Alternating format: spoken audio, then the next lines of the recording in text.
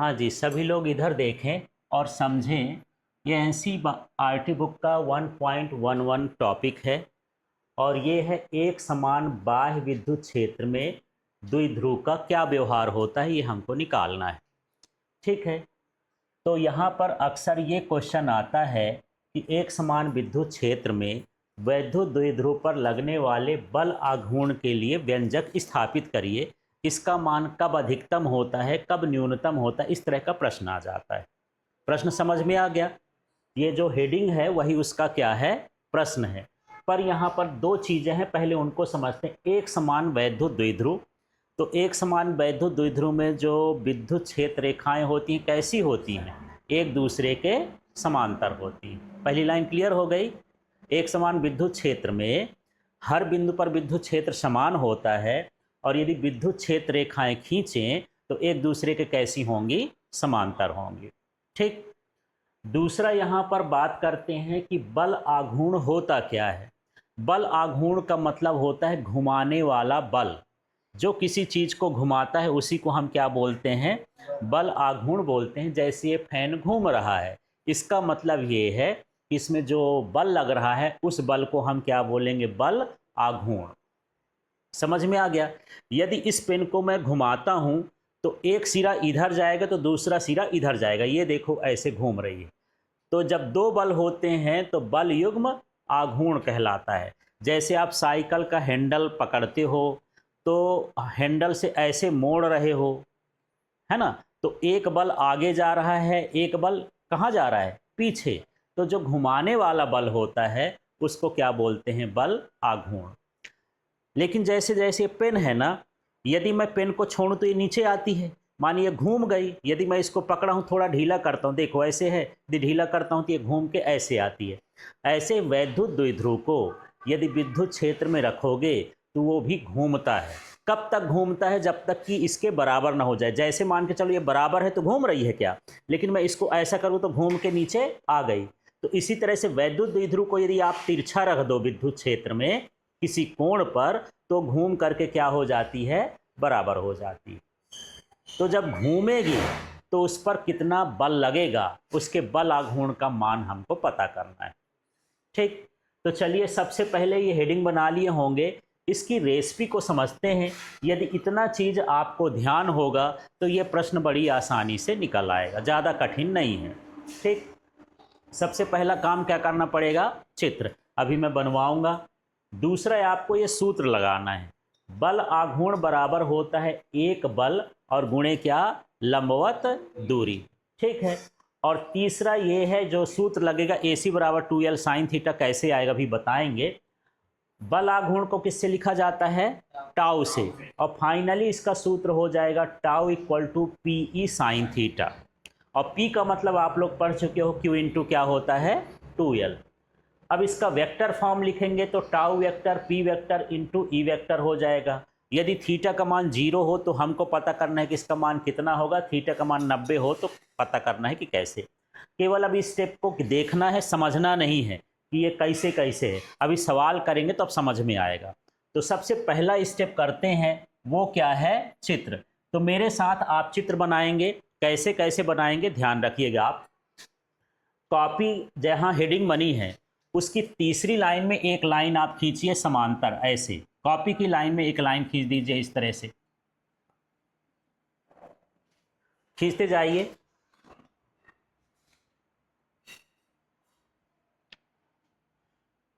जो कॉपी की लाइन है ना उसमें खींच दोगे तो ज़्यादा स्केल लगाने की जरूरत ना पड़ेगी।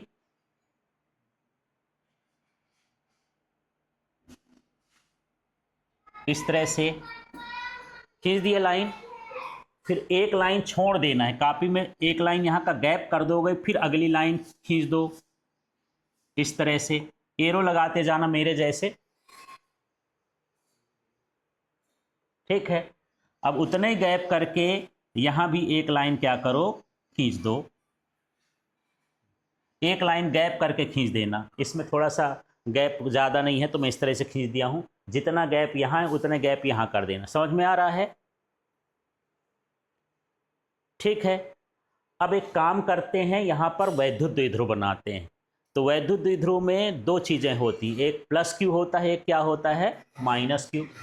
तो ऊपर इसकी अगली लाइन में, इसके जस्ट ऊपर वाली लाइन में एक बिंदु बना देना, ठीक, यहाँ भी बिंदु बना देना, और इसको डैश डैश करके या डैश करके क्या सीधी लाइन में ऐसे मिला दो। थोड़ा सा बिंदु बनाना है, ज़्यादा नहीं, ज़्यादा मोटा करने की ज़रूरत नहीं है। ये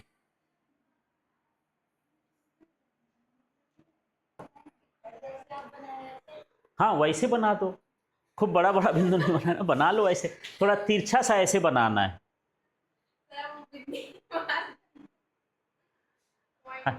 हाँ पॉइंट छोटा भी कर सकते हो, छोटा भी कर सकते हो, जो लुक अच्छा लगे वैसा कर लो, ठीक। हाँ हो गया ये। इस वाले बिंदु पर आपको क्या लिखना है, प्लस क्यू, और इस वाले बिंदु पर आपको क्या लिखना है, माइनस क्यू। ये वैद्युत द्विध्रुव बन गया है ना, क्या है ये, वैद्युत द्विध्रुव, ठीक है। अब यहाँ पर जहाँ प्लस क्यू होता है उसकी जगह पर क्या लिखा जाता है, ए, तो ए लिख देंगे, और जहाँ पर ये है उसकी जगह पर क्या लिख देता हूँ मैं, बी। दो बिंदु हो गए, ए बी, एक क्या हो गया, वैद्युत द्विध्रुव हो गया, ठीक है। अब इसके बाद इसकी दूरी को हम दर्शाते हैं, तो चलो थोड़ा सा दूरी देख लेते हैं। यहाँ से यहाँ तक की जो दूरी है ये दिख रही है आपको, वैद्युत द्विध्रुव की दूरी बताना है इस बिंदु से लेकर के इस बिंदु का, इसका मान क्या है, 2l, तो 2l लिख देंगे।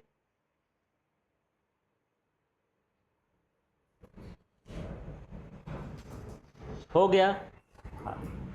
ये जो बना है ये वैद्युत द्विध्रुव बन गया विद्युत क्षेत्र में। अब देखो यहां पर एक कोण बनाना है, इस लाइन को टच करते हुए नीचे लाइन को टच करो, इसका नाम क्या रख दिया हूं मैं, थीटा, ठीक है। अब इसमें इस दिशा में तीर बनाना है ऐसे, और इसमें लिखना है Q, और ये बगल में क्या लिखना है, E। इधर भी आप ऐसे बना दोगे, ये भी हो जाएगा Q, और यहाँ क्या हो गया, E। अभी केवल आप चित्र देखिए कैसे कैसे आया है, मैं सभी अब समझाता हूँ, ठीक है ना। और यहाँ भी थीटा कोण लिख देना, ये नीचे भी, यहाँ पर क्या लिख दोगे, E, ठीक है। अब एक जो है इसमें आपको इससे डैश डैश करके एक त्रिभुज बना देना, ये डैश डैश करके ये, और इस बिंदु का नाम क्या रख दोगे, C। इस तरह से आपको चित्र बनाना है, कोई चीज छोड़ना नहीं, अच्छे से देख लो। यहाँ पर ये वैद्युत द्विध्रुव हो गया, ये विद्युत क्षेत्र हो गया, ये इस तरह से त्रिभुज बना लेना है, ठीक है। अब आपको कुछ नहीं लिखना है, नोट्स बंद कर दीजिए, मैं समझाता हूँ, उसके बाद आप लोग सारा कुछ करेंगे, ठीक है। इधर उधर करेंगे तो फिर आपको अच्छे से समझ में नहीं आएगा, इसलिए इसको बड़े ध्यान से देखिए क्या है, कैसे इसको करना है। चित्र कंप्लीट हो गया, दोबारा से रिपीट कर देता हूँ चित्र कैसे बनाना होता है। आपके पास लगभग 10 लाइन की जगह होनी चाहिए, तभी आप चित्र यहाँ पर ट्राई करना। सबसे पहले आप क्या करोगे, दो दो लाइन छोड़ करके ये दो दो लाइन का ये बनाओगे। जैसे इसको खींचे, एक ऊपर भी 2 लाइन छोड़ दिए, इसको खींचे, एक लाइन छोड़ दिए, इसको खींचे, एक लाइन छोड़ दिए, इसको खींचे, और फिर यहाँ पर एक एक लाइन ऊपर ये बिंदु बनाना है। फिर इस तरह से यहाँ QE, यहाँ QE, इस तरह से आपको चित्र बनाना है। ये डैश डैश करके आपको मिला देना है, ठीक। अब चित्र के बारे में लिखना है, तो इधर ध्यान दो, चित्र के बारे में कैसे लिखेंगे। तो इस चित्र को देखो, मैं बार बार बोलता हूं कि चित्र बोलता है। ये जो हिंदी से लिखा है इसको आपको याद नहीं करना है, चित्र देख करके बनाना है। तो देखना यहाँ पर, आप देखो इधर लिखने का काम बंद करो, यहाँ पर देखो AB। AB क्या है, एक वैद्युत द्विध्रुव है। पहली लाइन क्लियर हो गई, जो प्लस Q और माइनस Q आवेश से मिलकर के बना है। इसके बीच की दूरी 2l है, ठीक है ना। इसे एक समान विद्युत क्षेत्र में थीटा कोण पर रखा गया है ना। ये जो बराबर लाइन है ये क्या बताता है, एक समान विद्युत क्षेत्र। विद्युत क्षेत्र का नाम क्या है, E। तो इसे एक समान विद्युत क्षेत्र में थीटा कोण पर रखा गया है, प्लस क्यू आवेश पर क्यू ई बल क्षेत्र की दिशा में लगता है। माने जिस दिशा में विद्युत क्षेत्र है उसी दिशा में इस पर बल लगता है। पर यह बल कैसे आ गया? जब आप विद्युत क्षेत्र पढ़े थे तो ई बराबर क्या पढ़े थे, ये एफ अपॉन क्या पढ़े थे, क्यू, क्यू नॉट पढ़े थे, क्यू समझ लो। तो यदि मुझे एफ चाहिए तो क्या आ जाएगा भाई बताओ तो? इसका गुणा इधर करोगे ना, तिर्यक गुणा, तो क्या हो जाएगा, क्यू ई बराबर क्या हो गया, एफ। माने बल का सूत्र क्या बना, क्यू ई। तो इस आवेश पर क्यू ई क्या लग रहा है, बल। किस दिशा में लग रहा है, विद्युत क्षेत्र की दिशा में। अब देखो माइनस क्यू पर भी क्यू ई बल लगता है, लेकिन विद्युत क्षेत्र के विपरीत दिशा में, जिससे बल युग्म आघूर्ण का निर्माण होता है। अब बल युग्म निर्माण में बताया कि किसी चीज को यदि घुमाना है ना, तो उसमें दो बल लगते हैं। ठीक, तो चलिए देखते हैं घुमा करके कैसे दो बल लगते हैं, ये समझो। यही मेरे पास पेन है फिलहाल, तो यही देखते हैं। यदि मैं इसको घुमाना चाहता हूं तो इसका एक हिस्सा पीछे जाएगा तो एक हिस्सा आगे जाएगा। बस यही हाल है कि इसमें भी दो बल लग रहे हैं। कितने बल लग रहे हैं, दो बल। एक बल है क्यूई, तो मान लो इस दिशा में लग रहा है, दूसरा बल है क्यूई तो इस दिशा में लग रहा है। जब दो बल लगेंगे तो ये क्या हो जाएगी, घूमना चालू कर देगी। तो इस तरह से इसमें क्या उत्पन्न हो गया, बल युग्म आघूर्ण। बल माने तो बल ही है जो उसमें घुमाता है, और युग्म माने क्या होता है, जोड़ा। आघूर्ण का मतलब होता है घुमाने, ऐसा बल का जोड़ा जो उसको क्या करता है, घुमा देता है ना। ये घुमाने वाला बल क्या करता है, इसको विद्युत क्षेत्र की दिशा में लाने का प्रयास करता है। जैसे ऐसा रखा हुआ है तो इसको किस दिशा में लाता है, विद्युत क्षेत्र की दिशा में लाता है। तो इस तरह से आपको शब्द बनाना है। तो शब्द दोबारा समझो और इसके बाद फिर मैं आपसे पूछूंगा तो आप बताएंगे। ध्यान से देखते जाना। यहाँ जहाँ मैं हाथ रख रहा हूँ वहाँ पर आपको देखना है। ए बी एक वैद्युत द्विध्रुव है जो प्लस क्यू और माइनस क्यू आवेश से मिलकर के बना है। इसके बीच की दूरी 2L है।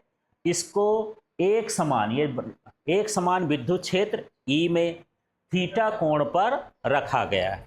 फिर यहाँ पर लिखेंगे प्लस क्यू आवेश पर क्यू ई बल विद्युत क्षेत्र की दिशा में लगता है, जबकि माइनस क्यू आवेश पर क्यू ई बल विद्युत क्षेत्र की विपरीत दिशा में लगता है ना, जिससे बल युग्म आघूर्ण का निर्माण होता है और यह इसके क्षेत्र की दिशा में लाने का प्रयास करता है।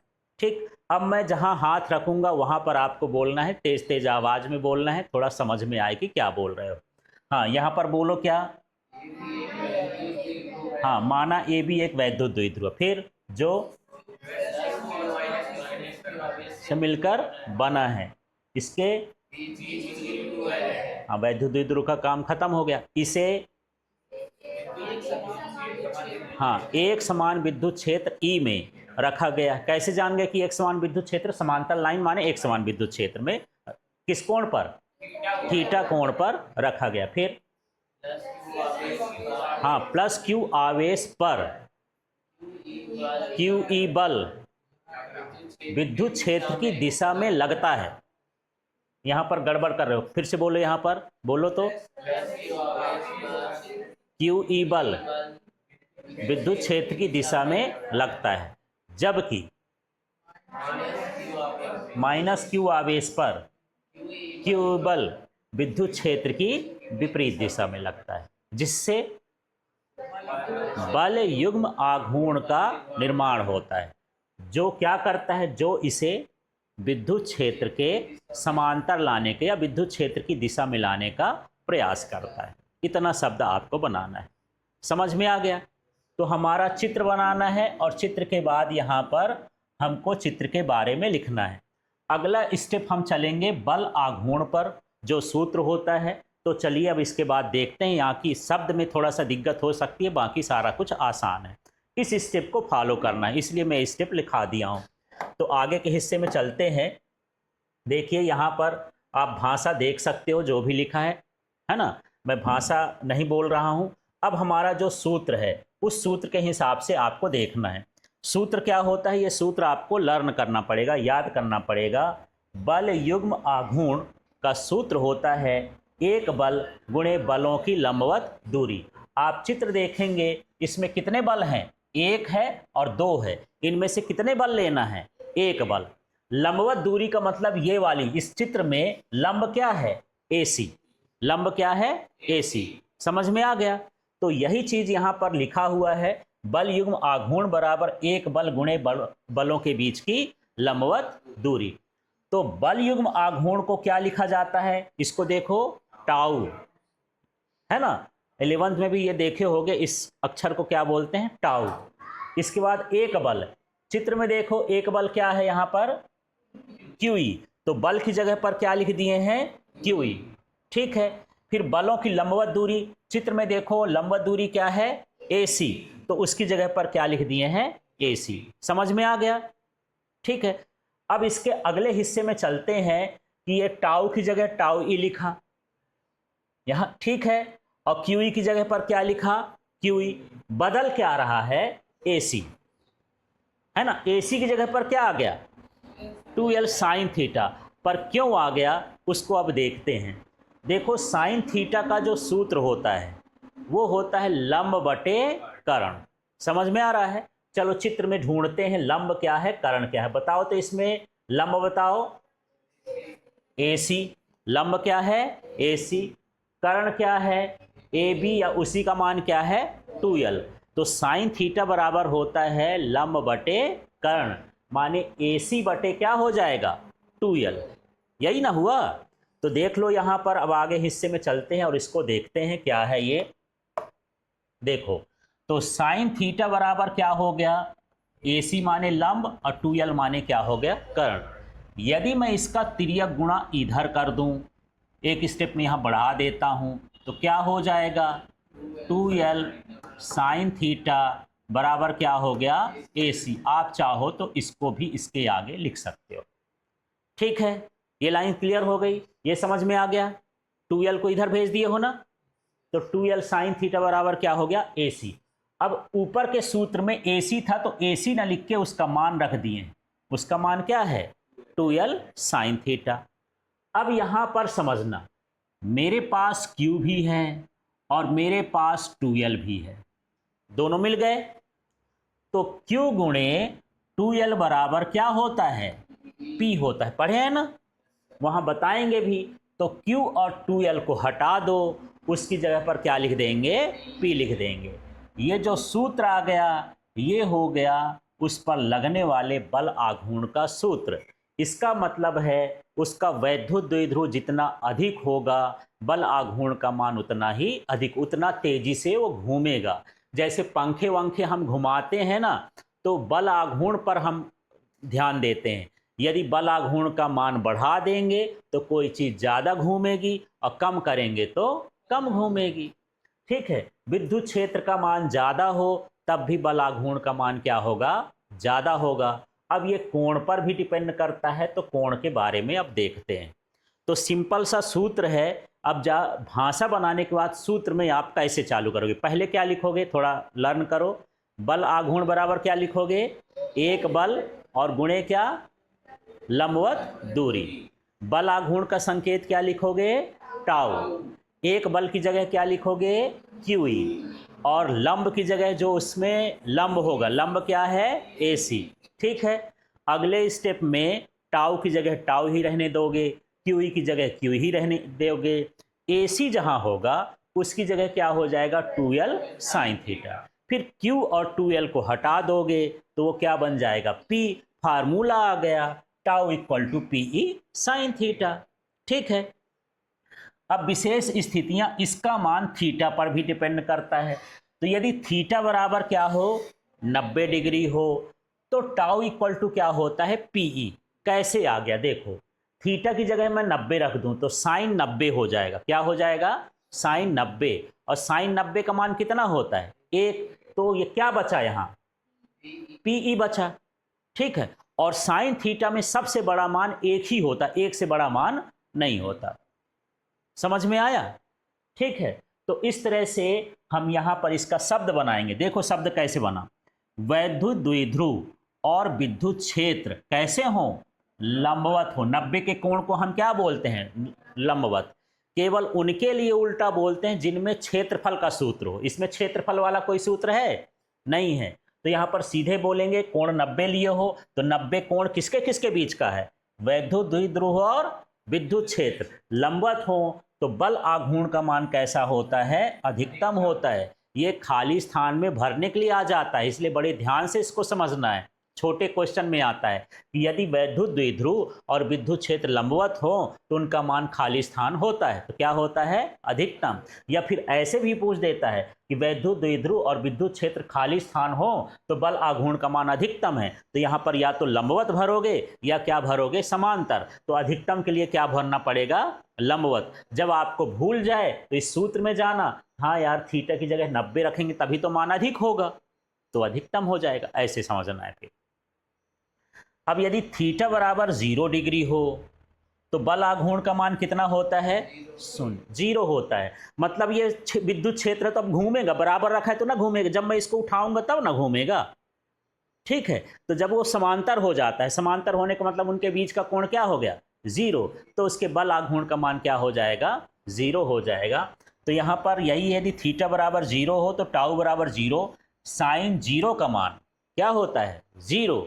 तो 0 का गुणा करोगे तो टाउ का मान क्या हो गया, 0। इसका मतलब यही लाइन है, वैद्युत द्विध्रुव और विद्युत क्षेत्र अब क्या हो गए, समांतर हो, तो इसके क्या कहते हैं, बल युग्म आघूर्ण का मान क्या होता है, न्यूनतम होता है। ये क्या होता है, 0 होता है। तो इस तरह से ये छोटी छोटी लाइन भी इसमें पूछ देता है। इतना क्लियर हो गया। अब थोड़ा सा यहाँ पर कुछ और चीज़ें समझते हैं। यदि परीक्षा में आ गया कि वैद्युत द्विध्रुव, वो बल आघूर्ण के लिए व्यंजक ज्ञात करिए यदि द्विध्रुव को विद्युत क्षेत्र में रखें, तो आपको केवल यहाँ तक करना है, यहाँ तक। लेकिन उसके आगे प्रश्न पूछ दिया कि इसका मान कब अधिकतम होता है और कब न्यूनतम होता है, तब आपको यहाँ तक करना है।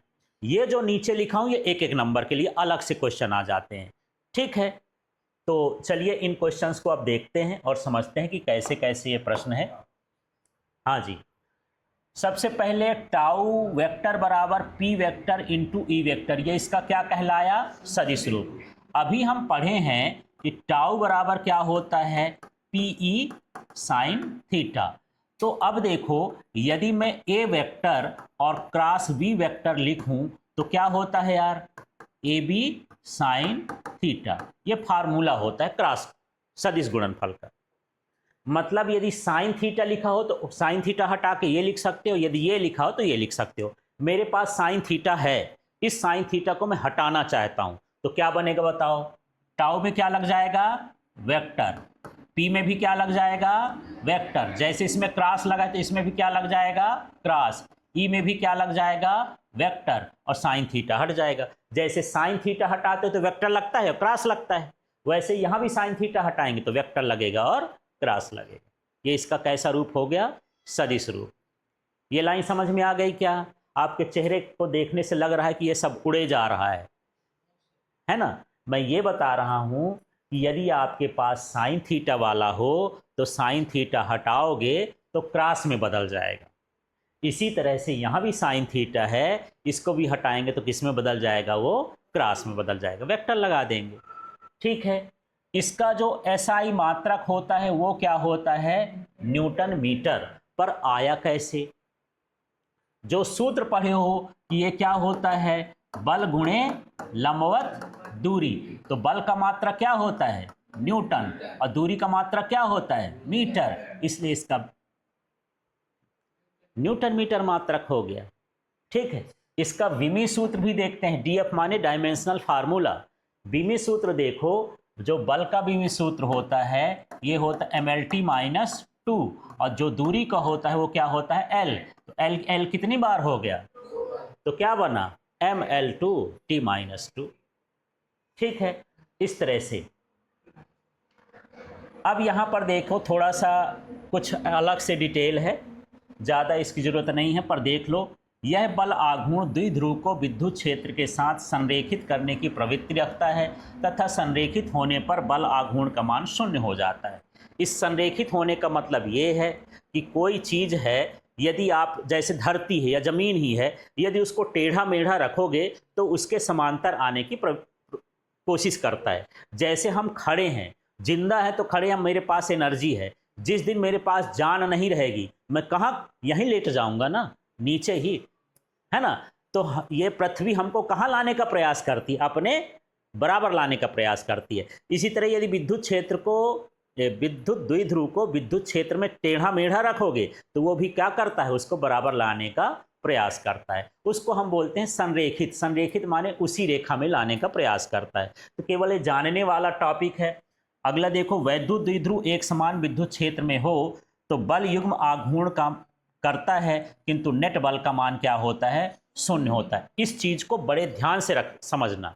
यहां दो चीजें हैं, एक बल बोल रहा है बल और दूसरा बोल रहा है बल आघूर्ण। इन चीजों को ध्यान रखना, ये कभी कभी परीक्षा में आ जाता है।